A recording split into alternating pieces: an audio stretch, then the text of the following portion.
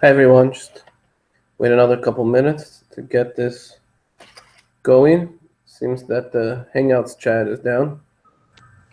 Oh, hi.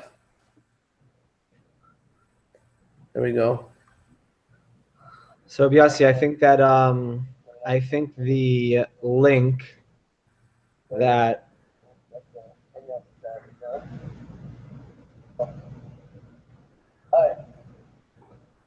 hi. So I think the link that was given to me yesterday Right. is so it's not a good link.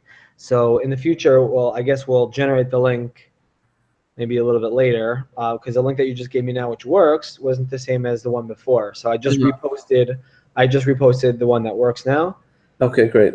And Baruch Hashem, it looks like we have a chevra on YouTube. So yeah, thank God. Okay. Yeah, it said something like you could bookmark it, so I thought that it would. Okay, so it's all good. I guess maybe I have to leave that window open, not close it. Maybe. Yeah, maybe because maybe it generates a new one when you reopen it. Okay. Yeah. Okay, So maybe, Baruch Hashem, we learned. It was good. So it was good. So wait, maybe. I just posted the new one Okay. on the WhatsApp chat.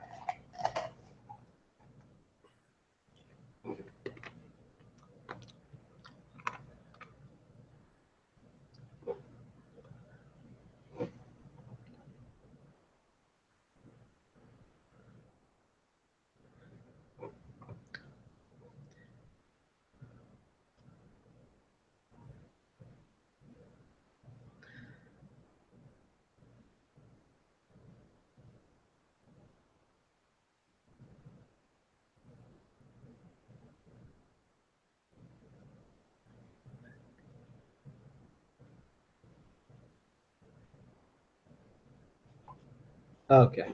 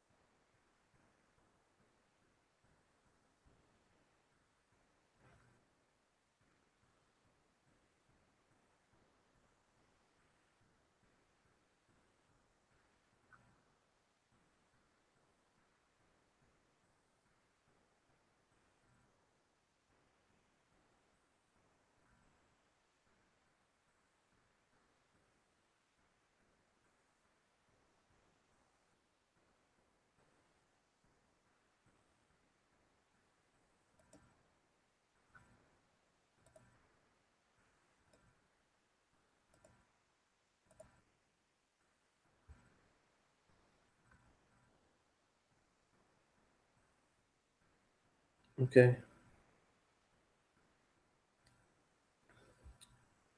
I think I should begin.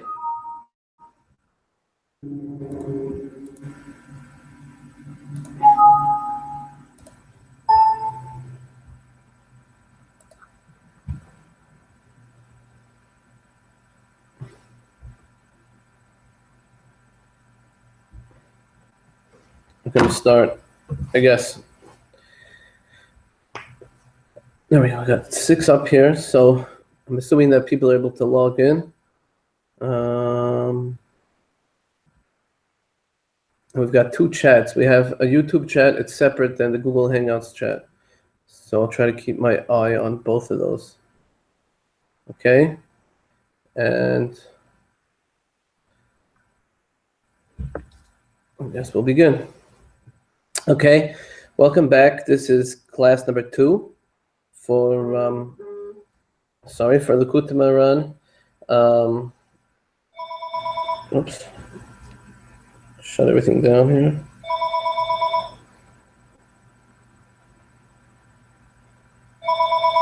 Okay, this is class number 2 for Likutey Moharan. We're doing lesson 76, and David's reminding me something I should have done last week, which was to give a little introduction about what the purpose of this shir is all about.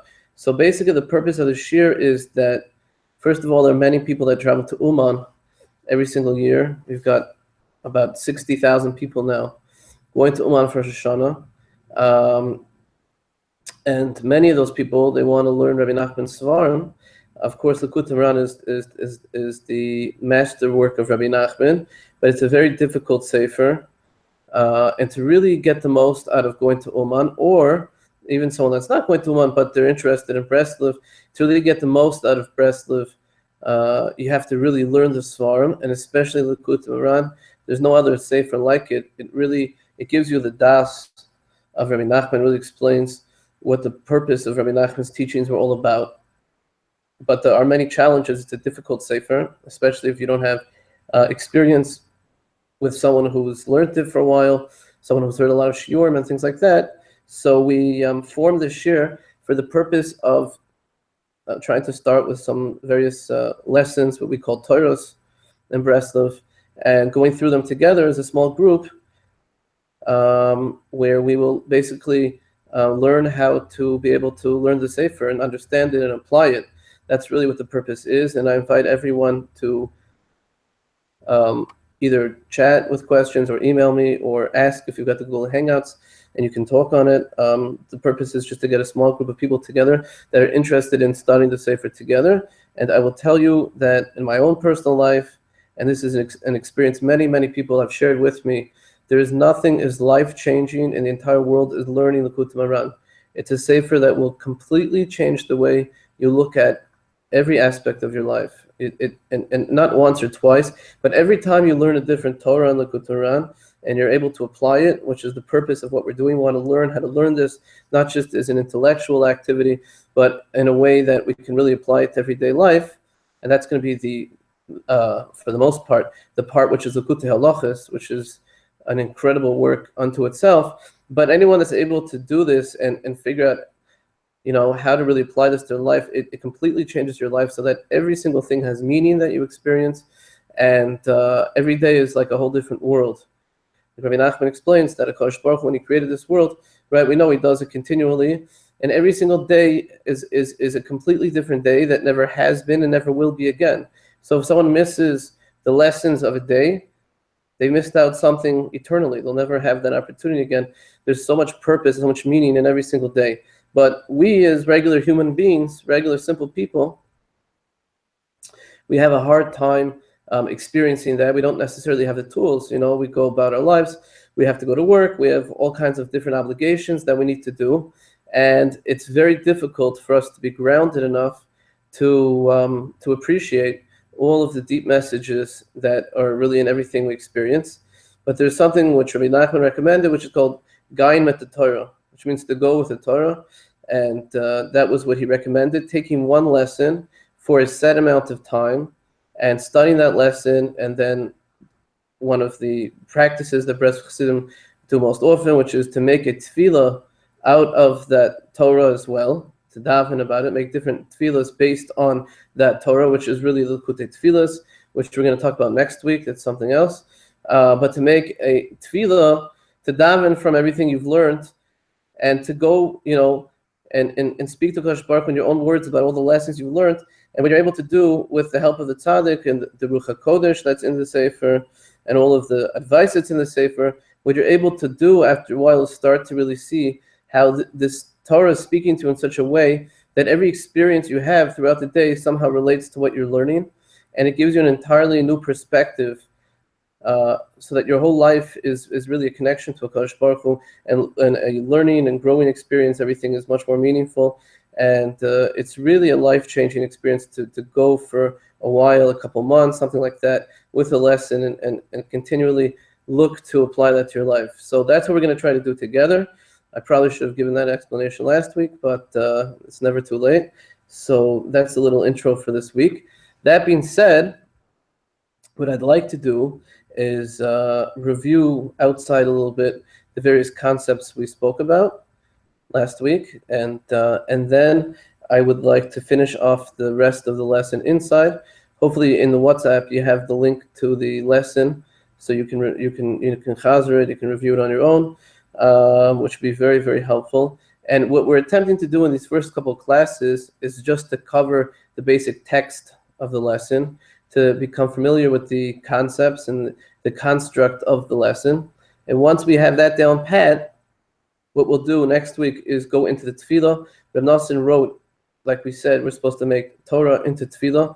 Reb Nachman said that the Hasidim say that one should continually daven, and the Misnagdim say that one should learn all the time. They focus on learning. I say you should daven, learn, and daven. So this idea is to take these lessons and make tefillahs personal tefillahs out of them, personal conversations with the Kadosh Baruch Hu out of them, and that's really what Reb Nosson did, and that's how he wrote the Sefer Likutey Tefillos. So what you have is an interesting type of commentary on all the Torahs in Likutey Moharan, which were Reb Nosson's tefillos that he made based on his perception and his understanding of those Torahs. So there is a specific tefillah that was written on the Torah that we are studying, and I'd like to go through that with you next week. That will be the first, our first attempt at taking the concepts we've learned and applying them to practical advice. We're going to save that for next week. But for this week, what we're trying to do is just get everything down pat, and then finally we will pick at least one halacha in Likutey Halachas, which is really where you're able to apply this stuff, and we'll go through that together inside as well. And I'll send you all the course material for that. We'll send it all in a link in WhatsApp. So with that, we're going to start reviewing what we learned last week, and we will finish the lesson. Be'ezras Hashem. If anyone has any questions, you can ask. If not, I will be happy to begin. You could text it in either the YouTube. Let's see. Actually, we do have in the chat. Tzvi West wants to know if this class will be available on YouTube, and David said yes. Yeah. All these classes, by the way, are posted afterwards. They are posted on our YouTube channel, Breslov Research Institute YouTube channel, and we'll put a link in the YouTube, in the WhatsApp group as well, so you can download them, watch them, whatever, at a later time. Okay, fine. So let's talk about what we spoke about last week. So there was two main concepts. We talked about physical eyesight, seeing different things, and Rabbi Nachman had a very interesting observation. He split seeing things into two. He called this the Or HaYashar and the Or HaChoizer, the light of direct vision and the light of the returning vision. Okay, so he said like this: Or HaYashar is like the basic act of when you look at something and you just look directly and you kind of see everything at one glance. It's the first part. The Or HaChoizer, Rabbi Nachman explained that when you look at something with the Or HaYashar, so it hits an object like this, and then it bounces back, and there's a level of processing that takes place. That's the returning light. Light, by the way, is just a metaphor for knowledge usually. That's it's very hard to explain knowledge, so we use the metaphor of light. So vision is really, even though we're relating this to physical vision, like seeing something, but it's really a deeper spiritual metaphor. We're just using the example of vision. But in vision, you have these two ideas. So you look straight ahead, you look all around, and there's all kinds of things. You don't necessarily process anything. There's no das, there's no knowledge at that level, and that's the direct vision. And then you have the Or HaChoizer, which is the main purpose, this returning light, that's the main purpose of looking all around. And that Rabbi Nachman describes as striking an object, and when it strikes the object, the direct observation or looking, and then returns to you, and it's processed. There's a level of das. And the example Rabbi Nachman gave of this is like the hand-eye trick, where like if someone like waves a hand quickly and say, how many fingers are you holding up? Right? So we all know that even though you obviously saw the hand, right, but since it passed by your eyes very quickly, you weren't able to process how many fingers necessarily the guy was holding up. And you have that like with magicians, they've got all kinds of tricks like that, and everybody knows that kind of thing. So his proof in that, you see that there's not necessarily a direct link between seeing things and processing them. And obviously the purpose of seeing things is to process, is to develop some kind of das based on your observations. So therefore, this is what he says, that there's the Or HaYashar and there's the Or HaChoizer. The main purpose is the Or HaChoizer. That's the first thing that he introduces. Then he takes it a step further, and he explains that there's this idea of making a keli, making a vessel. And this is a general concept in Kabbalah that we always have. It relates to the way HaKadosh Baruch Hu created the world. It says like there was these broken vessels where Hashem showered down his light, and the vessel, it was overwhelming. The vessels were not able to hold the light, and they broke, and the light spilled over. That's a basic concept we talk about in the Brias Olam and the creation of the world. But Rabbi Nachman relates that to vision as well. He says that if a person, that part of vision has to be developing a keli in order to properly process what you were seeing. So when you look a certain way, you have to look with a keli. And the example of this that he gave is that of a blind person. We have in the Torah the idea of man. Kadosh Baruch Hu sent man in the midbar for all those years. And we all know that the man could taste like whatever you wanted it. If you wanted to taste like chocolate chip cookies, like pizza, like steak, whatever your desired food is, that's the way Kadosh Baruch Hu made the man. So everyone would imagine that, that's incredible. The food tastes like whatever you want it to taste like. You would be extremely satisfied. And yet Chazal tell us the opposite, that in fact nobody was satisfied. It was like a curse, the taste of the man. And the question is why? So Chazal say that a blind person is never satiated. Action. And this Rabbi Nachman relates to this idea of vision has to have kalim as well. So that, like, if you take the idea of the taste of food, right?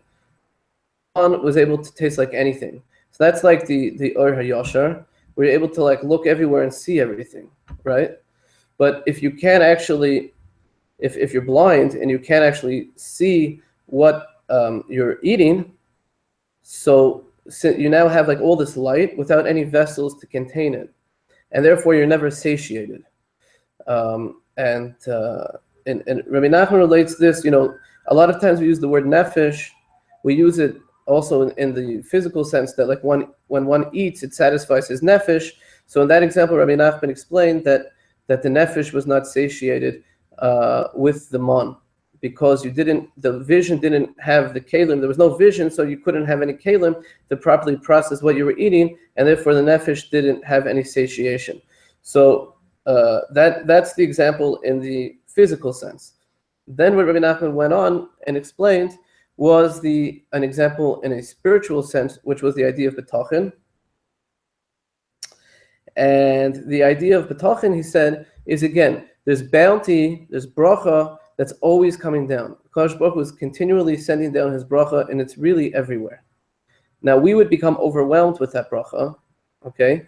Because it's not good for us just to be spoiled. We can't appreciate it, we can't use it properly. So we're not able to process the bracha, to receive the bracha, without first making kalim in order to do that. So again, this is like the Or HaYashar, where you're just like looking. So that's the way like the bracha is, it's like everywhere. But now we need to be able to receive it. So right, and Rabbi Nachman explained that example, it has to bounce off something and come back to us. The bouncing off over here is the idea of betachin. That when we look with betachin, what that means is that I'm looking that right now I have a need for X amount, let's say, and I need it at Y time. I have these two components of, let's say, the amount and the time. And I have betachin in a Kadosh Baruch Hu that I have to pay my mortgage, and it's due on the 31st, or it's due on the 16th, whatever the date is. And I have betachin that Kadosh Baruch Hu is going to help me pay the mortgage. He doesn't want me to live out on the street. He's going to help me. So I have betachin. So I look. It's a re'iyah. It's a looking. I look to Hashem, but I look to Hashem with a certain kalim, a certain vessel's constriction, which is the constriction of the time and the amount in this case. Okay. So what happens actually is that now it bounces. It's a type of looking that has a vessel, and it bounces off that vessel. It's able to come back to me in a way that I can now receive the bracha. So before, the bracha was like everywhere, and I didn't have the kalim to process it. With betachin is the looking with the kalim, because I understand now that Kosh Baruch Hu, even though the bracha is everywhere, but I need this specific kind of bracha, this time and this amount. So that's a looking with a kalim. So now it's able to bounce off of that constriction and come back in this vessel to me. And that's the idea of how B'tachin works. Rabbi Nachman brings various psukim to prove that. Rabbi Yossi. Yes. Can you ask a question, please? Oh, I'm so... I didn't even see the question. 1 second. No. I have a question about. Oh, you have a question? Sure. Yeah, sorry. So this is where does the, let's say if you have a situation where bitachon is called for, where you need something but there's no specific defined time. Somebody is looking, whatever somebody has in their life. You mentioned pay the mortgage. Let's say somebody is waiting for children or something along those lines, where bishat, when bishat tova, when it happens, it's supposed to happen. Is that irrelevant to this Torah, or is this Torah specifically where you need something and you know exactly when that thing is supposed to be? Usually, from what I understand, the idea of making kalim, usually in many Torahs in the Likutey Moharan, the idea really is that HaKadosh Baruch Hu, everything he does is for our good. And when we don't have kalim, what happens is that we can't properly process the bracha that he's giving us, and therefore it becomes a negative and not a positive. So HaKadosh Baruch Hu will withhold that from us for our benefit. There's various ways of making kalim. Over here we're talking about making kalim through B'tachin and HaKadosh Baruch Hu. There could be other things like kalim of, for example, in lesson 6, Rabbi Nachman talks about the eitzah of hamtein, which is where you have to wait for something in order to humble yourself first, so that you can properly receive the bracha over there, the shefa over there. So there are different ways of forming kalim, and usually HaKadosh Baruch Hu will withhold something in order for us to. One of the most famous ideas he talks about is he wants us to have the proper ratzon.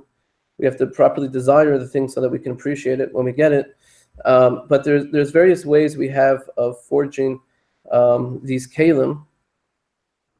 And once we've developed those kalim, then HaKadosh Baruch Hu will immediately give us the bracha. That's usually the way it works. Now, in this lesson, he's talking about vision, and therefore it's more specific. Even though he's giving this example of B'tachin, it's more of just an example, a mashal.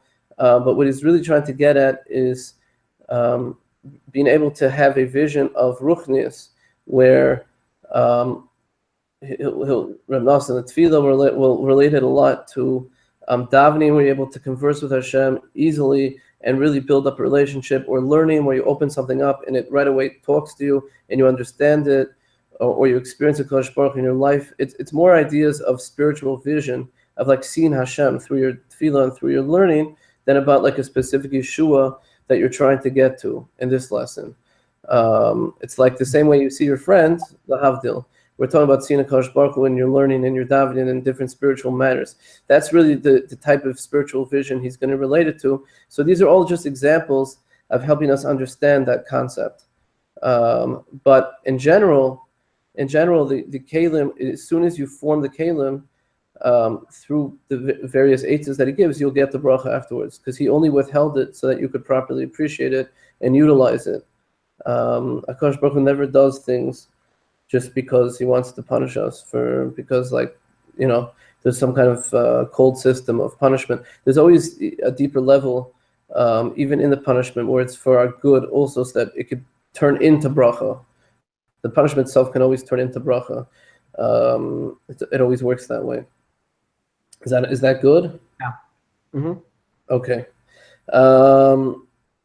Okay, so we said that there's always this bracha coming down, and the example of B'tachin is now that it's a vision that has the kalim, because I'm containing a Kodesh Baruch Hu's bracha to a specific time and a time and an amount, let's say. So therefore, that's the kalim for the bracha to be chal and to come down into.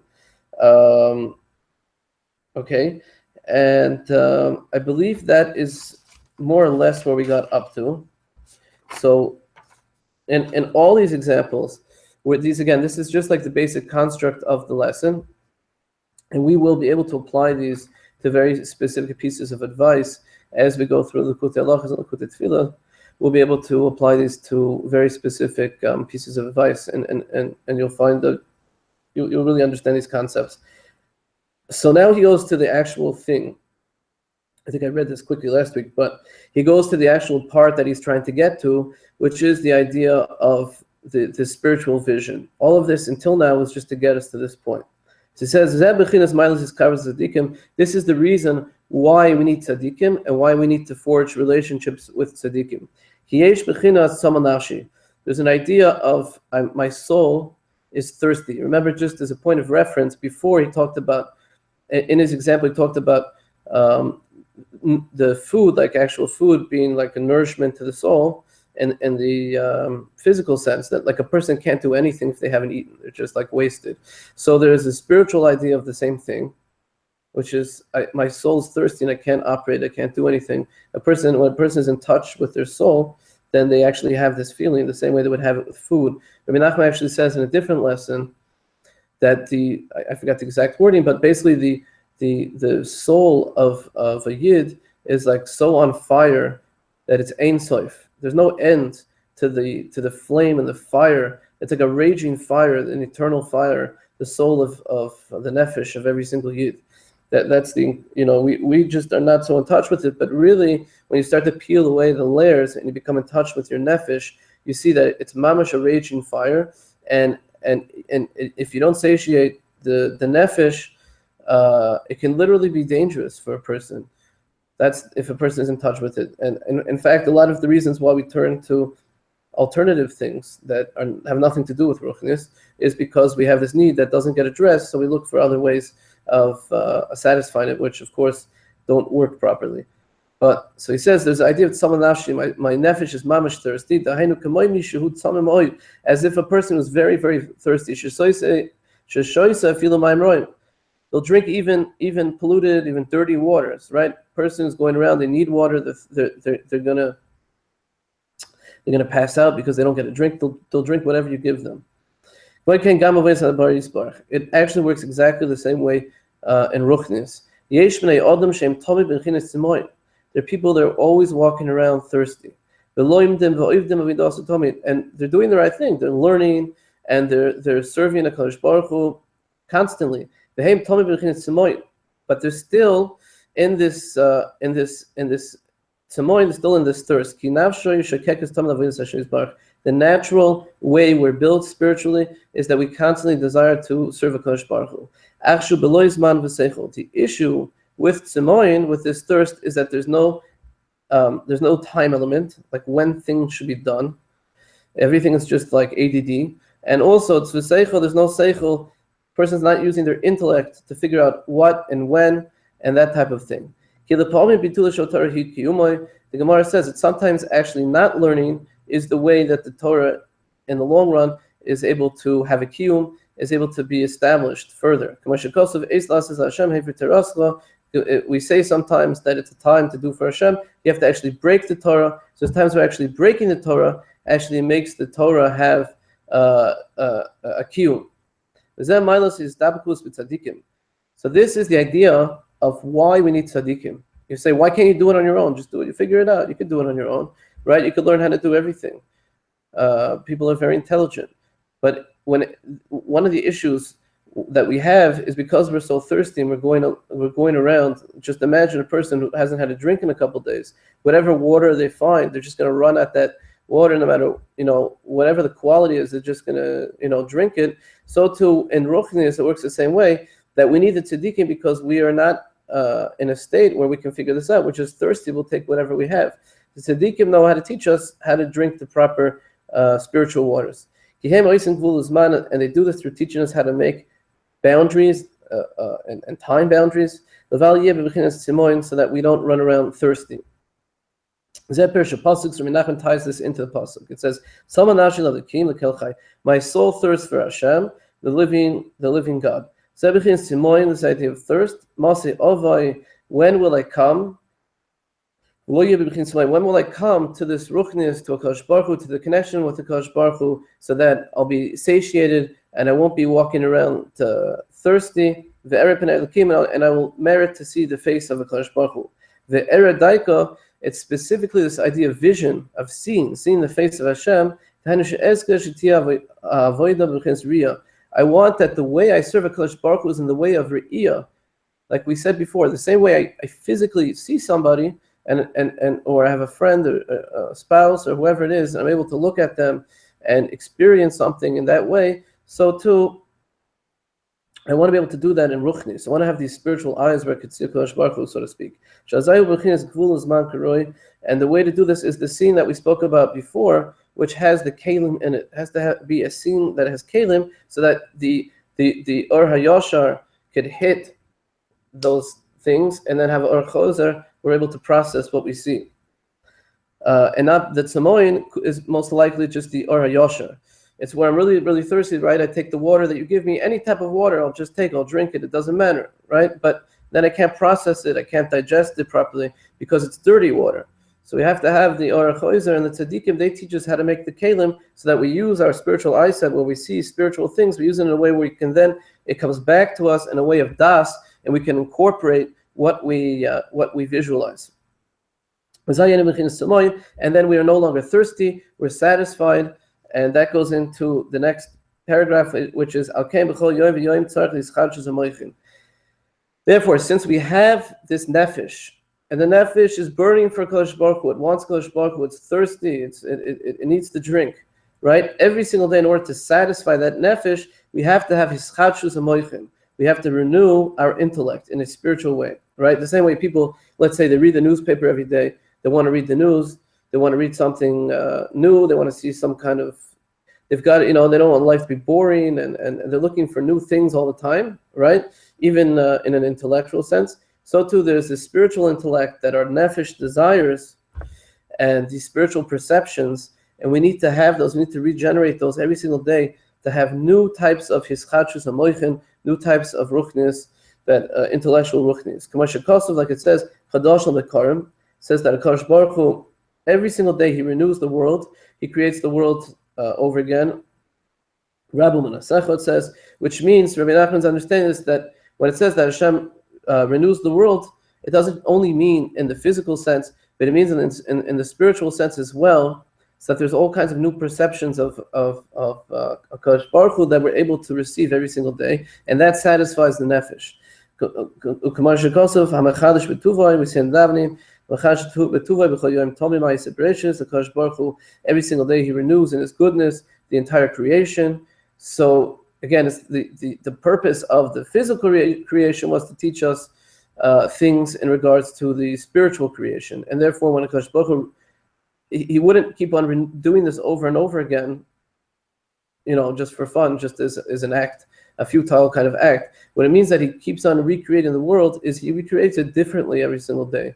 It's an act of creation, but there's every single day is an entirely new creation, and it's a creation that the purpose obviously is for ruchnis, and through this new creation, we can come to an entirely new level of hischadshus hamoichin. We're able to visualize these new types of spiritual visions every single day, and to understand and have a relationship with the Kadosh Baruch Hu that's a little bit different and a little more advanced every single day. It's like every day has its own flavor, so to speak. To renew your intellect, which means that you come to a new seichel, to new knowledge, and your seichel keeps on growing, it's getting bigger and bigger and bigger. This is the idea of seeing, right? The same way in the physical sense, you go outside, you see new things, new plants, new this, new that, and you become more intellectual and you become more knowledgeable. So too, we want to incorporate a spiritual type of seeing, that every single day, everything we experience in our life, it builds our seichel, so that our seichel becomes more and more godly every single day. Knowledge is the idea of seeing. That's the ultimate purpose of seeing something, is to learn, to grow your knowledge. Maybe even Dover al-Burya, they understand the thing, you understand the matter properly. It's as if you saw it properly and clearly, and you understood exactly what you were seeing and what you were visualizing. It says about Adam and Chava after the Eitz Hadas, right? They ate from the Eitz Hadas, and they gained some type of new knowledge. So it says that their eyes became open. So you see that the eating from the Eitz Das, which the whole idea was of Das, is related very much to visualizing something. When you see something properly, you gain new Das. That's why it was specifically after they ate from the Eitz Das that their eyes opened up and they gain this new level of visualization. Rashi explains this. He says, "Al Shem HaChochma Nemar," that their eyes opened up. Seeing has to do with Chochma. Rashi explains. Like Rabbi Nachman explains this continually. The whole purpose of seeing and of visualizing is to gain a deeper level of intellect, and we're talking about spiritual intellect over here. You know, people have a hard time with this. If you don't have a relationship with the Kodesh Baruch Hu, so when you talk about seeing things, you always imagine in the physical sense. I saw, whether it could be nature, even I saw something beautiful, or it could be a person, or it could be some kind of food, or it could be some kind of knowledge. But in Rabbi Nachman's world and in Breslov's world, everything relates to ruchnis. And the same, and everything in the Gashmis is really only a mashal to understand a parallel concept in ruchnis. The whole idea we have of seeing things physically is really just a remez. It's just hinting to us about the fact that we can actually live a life where everything we see is actually some kind of ruchnis scene. And even when we're not physically looking at things, but there's this spiritual type of seeing that we have, even when not physically. Just in itself, there's this ability to see things spiritually. Whether it's in davening, we can actually see a Kodesh Baruch Hu, so to speak, through davening, or in learning Torah, there's a spiritual seeing through the words of the Torah that we gain. It's not even physical at all. So this is what this lesson is trying to teach us over here about this idea of an entirely new way of seeing things. So now we've explained the first part of the Or Yasher or Choizer and the making Kalim. We've explained this idea of spiritual seeing. So now there's one more part of seeing that Rabbi Nachman brings into this, and that I believe is basically going to be the last new concept before he wraps things up and comes back to everything he's explained till now and just quickly summarizes it in the original few things that he brought down. Okay, so we'll do that, and that will be where we're going to get up to for this week. So now there's two parts of seeing. Someone who can see properly, see well, right? If they have 20/20 vision, they could see from a distance. They don't have to physically go close to the object they're trying to see. They could stand from afar and they can see it clearly. But someone who doesn't have good, they don't have 20/20 vision, they can't see well. They have to approach the thing they're trying to see. They've got to come really close, right, and look at it. And look properly. They have to really focus in on the object. The same way you have that physically, when with a Kodesh Baruch Hu and ruchnistic manners, you have the same thing. So the spiritual parallels, there's someone whose intellect is very clear. And when they have a clear intellect, this is very interesting. So when they come to daven, for example, right away they can just open up to Kodesh Baruch Hu and the words just flow and they feel a very deep connection with the Kodesh Baruch Hu. And the same thing is with learning. They don't necessarily have to roll up their sleeves and work very, very in a very difficult way. The learning talks to them right away, so they're able to absorb the message of the learning very easily. So that's the idea of looking, of having the 20/20 eyesight when it comes to ruchnistic matters. Now, on the other hand, the person who can't see well, so they have to first go up, so to speak. They have to use their machshava, they have to use their mind and start processing things before they daven, before they speak, right? If they start speaking before they start using their mind and thinking and digging and working, so then they'll say something that really has no thought process behind it. It's like as if it was behind something. So there's one person with perfect vision, and he's able to go to daven, and the words just flow. He doesn't even have to use his mind. It just flows naturally. There's someone else it's called achar dvarim. It's like he's stuck behind something where he has to have this whole intellectual activity and dig away in his mind before he can bring out the words to express what he's trying to express. And it'll just be jumbled if he doesn't do that. So this idea is this is the concept of moichin dekatnos. It's a concept you see a lot in Breslov. It's an immature intellect. Moichin dekatnos is a babyish. It's an immature intellect. Shem bechin is dinim, and this always spiritually refers to dinim, to harsh judgments. A person could be in a state of dinim, which means that the same way, like, for example, let's say you meet a guy and he's got a court case against him that's threatening his whole business, right? So he's in a very constricted type of mood. He feels very oppressed. He can't think clearly, and he's really constricted. He's pressured. That would be that would be the idea of moichin dekatnos. You have that in spiritually also, where you feel like far from Hashem and you can't express yourself. You can't think properly. You're being oppressed spiritually. That's the idea of moichin dekatnos. It's your intellectual abilities they're not mature yet. They're like childish. They're very childish and they can't express themselves properly because you're being oppressed that way. It's like a childish way, an immature way of thinking. We go from the opposite as moichin dekatnos. We're going to say that's like a mature adult type of way where you're on top of the situation. Everything is open to you. You're able to express yourself. That's the mature way. You can deal with everything. Things are open. You're not constricted. The immature, childish way is the moichin dekatnos. So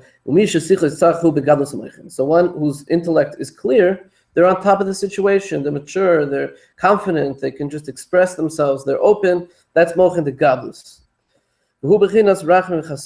And that also is rachamim and chasadim, compassion and chesed, kindness. The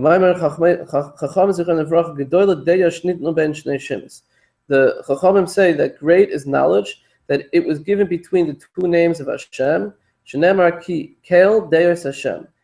It says kel, which is one name of Hashem, and then it says deus, which is knowledge, and then Hashem, which is another name of Hashem. And we explained that kel hu chesed. Kel is a name of Hashem that refers to the fact that He always does chesed. He always wants to be kind. Chesed, kel, kol hayom. Hashem does kindness the entire day. But Hashem, that name, hu rachamim, is always referring to compassion. Hashem, you have great compassion. So knowledge now, the way we've explained it, is that knowledge always comes about when we're in a mode where we're experiencing Hashem's chesed and Hashem's rachamim. Where we feel Hashem's rachamim and Hashem's chesed, then our mind is very mature, it's very open, we're on top of the situation, we can express ourselves, we could go into learning and understand things right away, we could go to daven and everything just comes and it pours right out of us. On the other hand, when we're in this dinim mode, where we feel oppressed, where we feel there's something against us, where we don't see Hashem's rachamim and Hashem's chesed, then our mind is very immature, and we have to think and work very hard in order to express ourselves in tefillah. In order to be able to learn something, we have to mamish work hard, and it's very difficult for us. So it depends whether we're feeling Hashem's rachamim and chesed, or we're feeling the dinim, these harsh judgments. Again, we're going to explain how this works when we get into the Likutey tefillahs, and specifically Likutey halachos. We'll see how can we incorporate these, how do we feel the rachamim and chesed, that type of thing. It doesn't really say in the text. It's almost like the Torah Shebiksav. You have the Torah, but even if you had the whole Torah, right, without the Torah Shebal Peh, you wouldn't necessarily know how to apply it. So you have all the concepts here, but you need to get into the crux through Likutey halachos, which really ties everything in and brings out the practical instructions for how to apply these things. But this is the general idea, and we'll go a little bit further and we'll be done. But it's impossible to daven with clear seichel in order to reach the level of having this clear intellect so that you can just go and express yourself and the words just come to you. You have to first do tshuva for all of your averos. It says Hashem, He will circumcise, He'll cut out your heart. He'll circumcise your heart. The targum of this pasuk is Hashem will remove the babyishness from your heart, right? And we spoke about moichin dekatnos, the immature mindset, the immature intellect. So in order for us to, right, it says when we do tshuva, Hashem will circumcise our heart, and the targum is that Hashem will remove the tipshus of our heart, remove the babishness of our heart. So we have this babishness in our heart. It's a blockage, and it stops us from expressing ourselves. But when we do tshuva, then Hashem removes that, and then we're able to go up to mochen the gadlus, where we can express ourselves. So what is it talking about when it says Hashem will remove this tipshus, this immaturity? The tshuva me'ahava, specifically when we do tshuva from love to Hashem. Because what's special about tshuva me'ahava is that when we do tshuva me'ahava, there's nothing that remains from the original avera. When you do tshuva from yira, you're afraid you're going to get a punishment or something like that. So Hashem says, okay, I forgive you, but there's still a blemish that remains. But tshuva me'ahava it's different, because from tshuva me'ahava it completely wipes you clean as if you never did anything wrong in the first place. And that's so when it says Hashem will remove the tipshus libach, Hashem will remove the immaturity from your heart, that immaturity of the heart is still remaining unless you've done tshuva me'ahava. When you've done tshuva me'ahava and you're completely clean, then all of those immaturities that came about through the averas, they're removed, and then your heart is free to express itself to Hashem. And Rabbi Nachman, again, he brings a proof to this. Return sons, mischievous ones, I will heal their waywardness. That's what it says. So the Gemara has a problem. When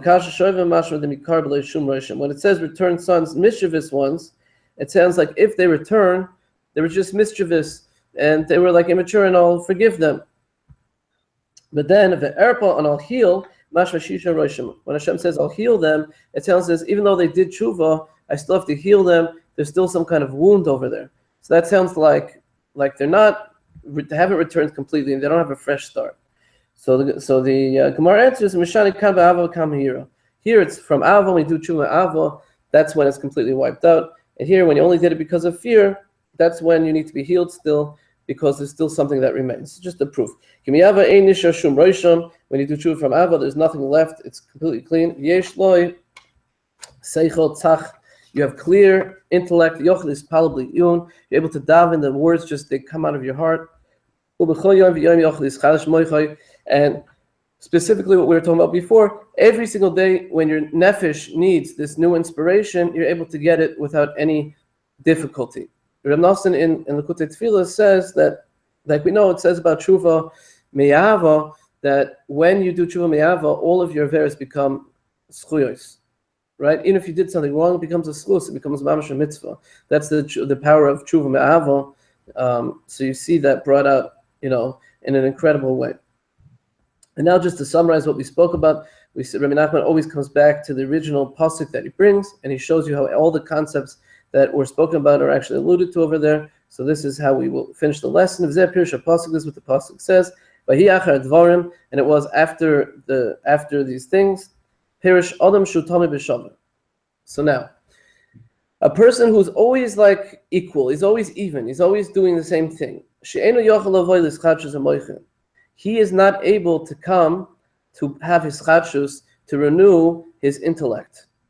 Shu b'katnus hamoichin, which is very immature. Shu b'chinas elikim, which is the name of Hashem that is dinim. Zeh b'chinas achar dvarim. So achar dvarim literally means behind the matters. Right? We said before that a person who's in katnus, they have immature intellect.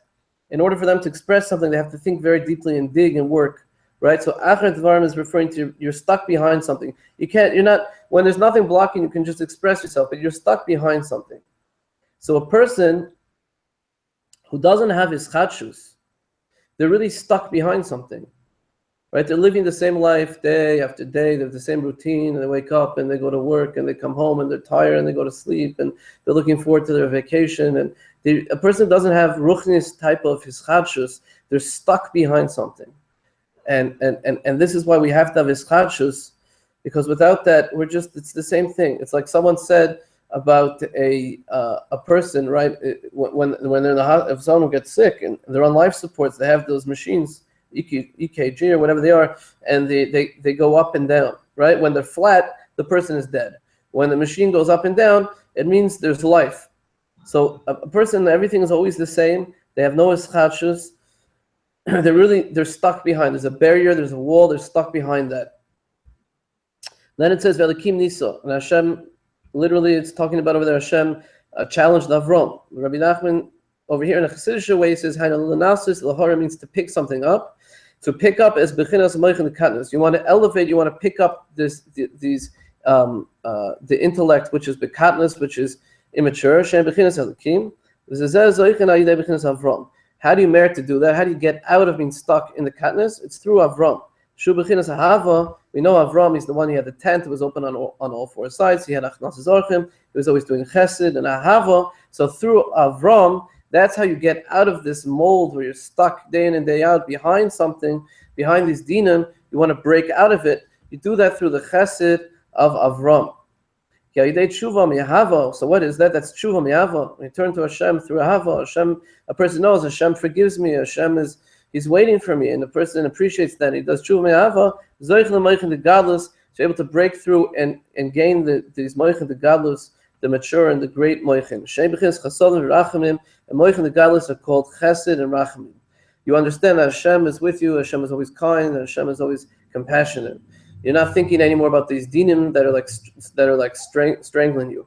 Elikim Nisa, so this is Hashem, Elikim, which is din. Nisa he picked up as Avram, that through Avram and Nasim Umarimim as a moichin katnus. So it's Elikim Nisa Avram. Avram picked up the Shem Elikim, the name of Hashem, which is dinim, which is the moichin katnus. Shebechinas Elikim. There's moichin gadlus, and through that you come to moichin gadlus. And finally, we brought down the Zohar that said Misitra liyamina moichin chivara, that the right side of the brain, spiritually in the Kabbalah, is white. And Pirush Midas Ahava Nasa Sichle Tzach Kesef. That through Ahava, through the Midah, Avram's Midah, when we're able to work and we have proper Ahava, so our Seichel becomes clean like silver.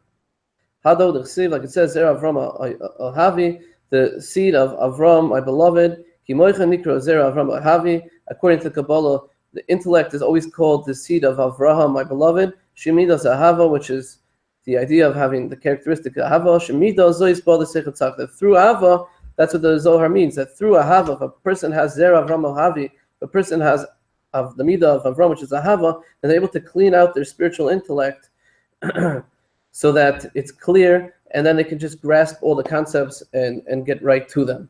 So that is the end of the lesson. Okay. Again, it'll be recorded, and if you want to review it, you can listen to the classes, or you could look at the handout that I sent a link into WhatsApp that was posted in WhatsApp. And Emet Hashem, next week we'll go through the Likutey Tfilos, and we'll start to understand these concepts, how to apply them on a basic level, and then we will go into the Likutey Halachas Be'ezras Hashem. If anyone has questions, you're welcome to ask them. If not, then I thank you for listening.